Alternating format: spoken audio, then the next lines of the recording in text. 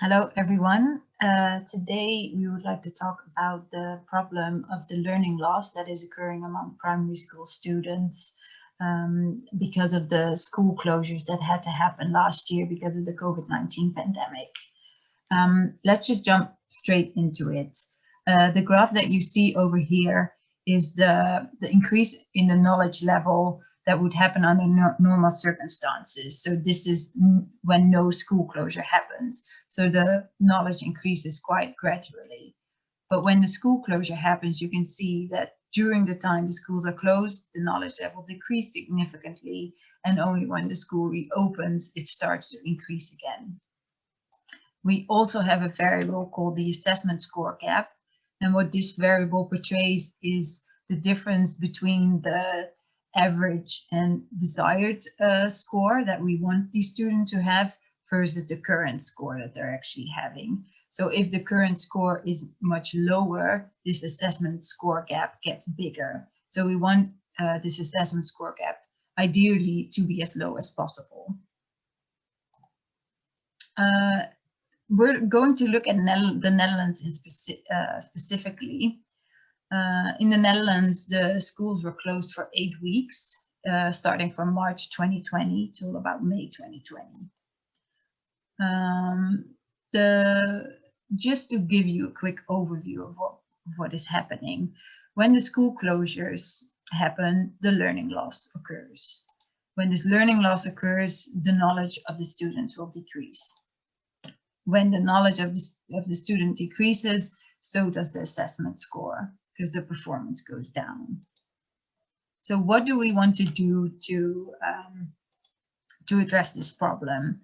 We're proposing a program of tutoring sessions. So for each student who wants it, after school, they can have 30 minutes of tutoring sessions for 20 weeks. The reason why we picked tutoring sessions is because research has shown that this is a very effective method of increasing knowledge, which is still relatively affordable. So we're going to do small group tutoring. We're choosing to work with a so-called platform service. This means that because it's quite urgent to get this policy up and running as quickly as possible, it would take a lot of time if we wanted to set up all these tutoring agencies ourselves. So we're going to collaborate with already existing tutoring organizations so we can more quickly can set this program up. So this is the timeline of our policy. As you can see, the school closures happen over here, the first 8 weeks. And then the policy implementation will already start after when the school closures are still happening, because at this time the learning loss can already be seen. And this is the preparation time that is set aside for setting up the tutoring sessions. And then the tutoring sessions will be from week 17 onwards to week 37. Now, this is the behavior that we saw before. This is the assessment score gap we saw before. Now, because we want to close this gap, this is a very wishful thinking scenario that it's closed exactly when the tutoring sessions stop. But this is a more realistic scenario, and this is our policy. This is what we want to do with our policy. So you can see that the assessment score gap increases when the school closures happen. This is the period when the preparations are still happening, and when the tutoring sessions begin, this assessment score gap decreases. So this is what these scenarios do to the knowledge level. This is no policy. This is the wishful thinking scenario, and this is our policy scenario. So to continue with this system overview, when the assessment score decreases, the stakeholders will more urgently perceive this as a problem. Like the lower the performance of the students get, the more they will see this as a problem. Therefore, they're more likely to commit to a policy of a tutoring program. And this will then lead to an increase of the knowledge. So we have a little balancing loop over here. However, realistically, there are other things that that we need to consider. And one big thing is funding. So as the stakeholders perceive the learning loss to be a big problem, they're more likely to invest in this problem. When they do invest in the problem, we will have more funding to hire the tutors. And if we hire more tutors, we can have a tutoring program that will be more effective. So I talked about the funding, and it is so important that we made it our first implementation obstacle, because funding determines how effective the program can be, because it determines how many tutors we can hire. So this is the behavior that we saw with 100% funding. So we have three scenarios, 100% funding, 70% funding, and 50% funding. So if we only get 70% funding, you can see the policy will be a little less effective. And when we only get 50% funding, it will be even less effective. So this also is represented in the assessment score gap. This is 100% funding, 70 and 50% funding. We also have another variable that is the target tutoring group gaps. This variable shows the difference between the desired tutoring groups that we want and the actual tutoring groups that we want.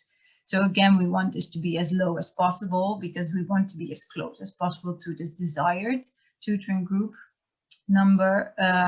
So when we have 100% funding, this we can get the most tutoring groups that we want compared to the lower funding. Of course, we have more implementation obstacles, and Sun will talk more about the other obstacles for this policy.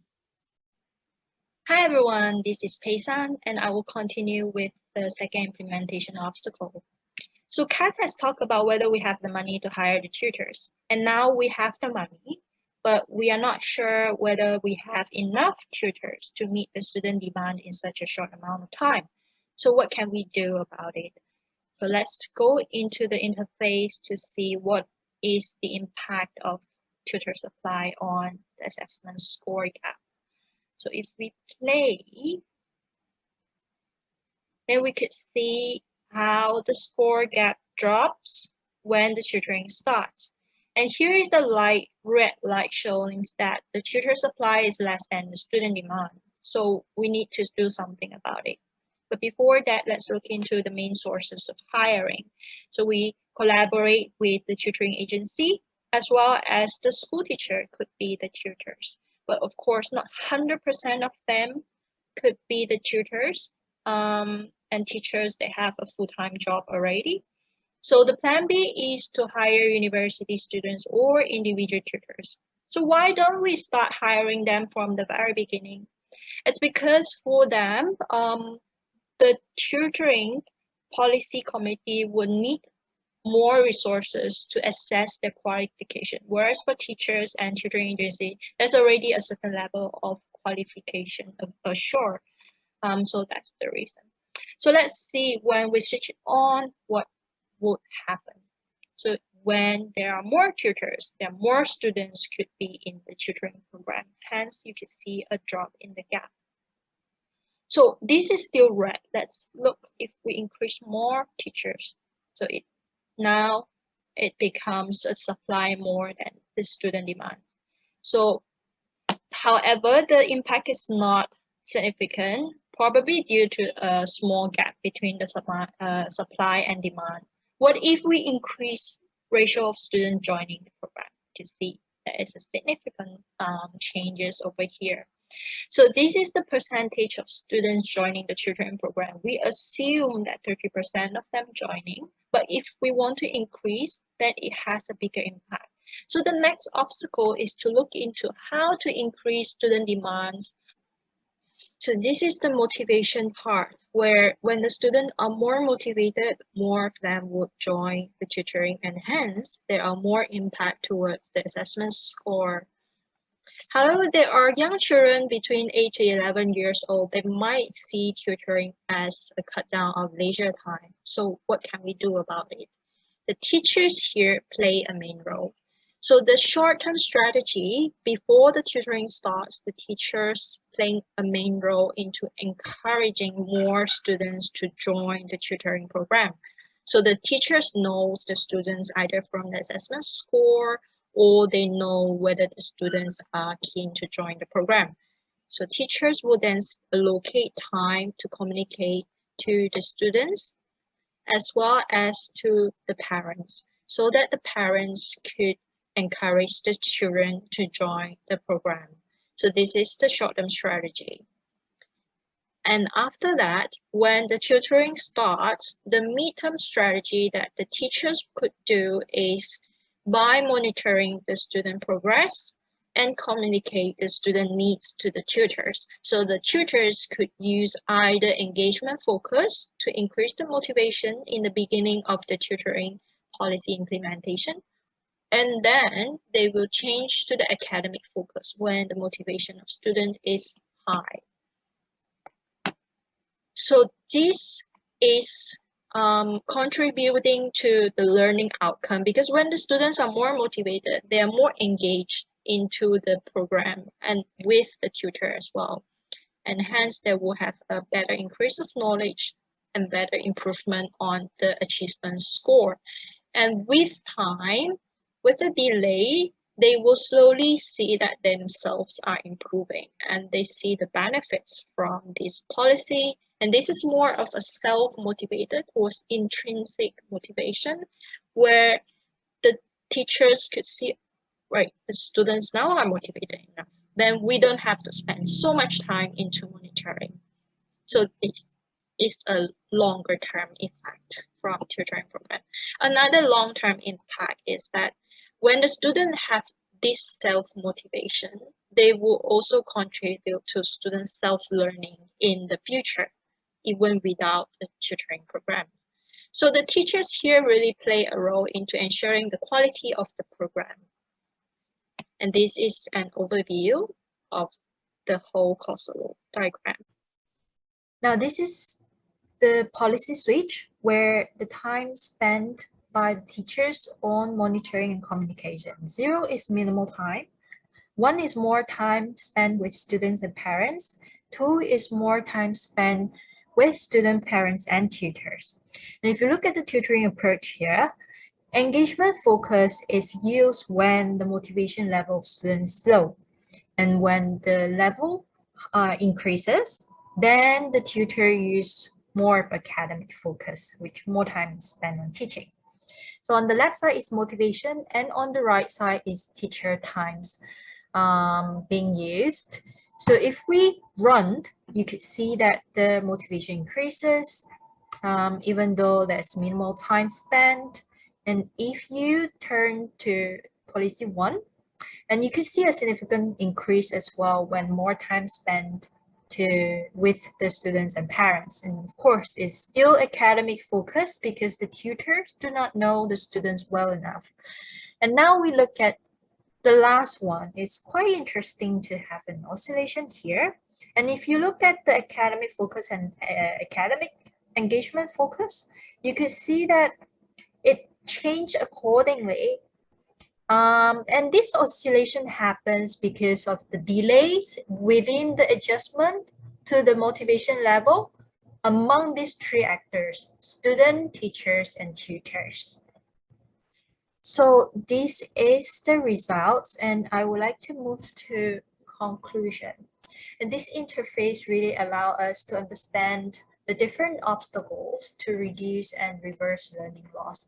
And of course, the key message is that we shouldn't only focus on supply, which is the funding for implementation. We have to take into consideration of the students, which is the demand side. And here we look at the motivation level.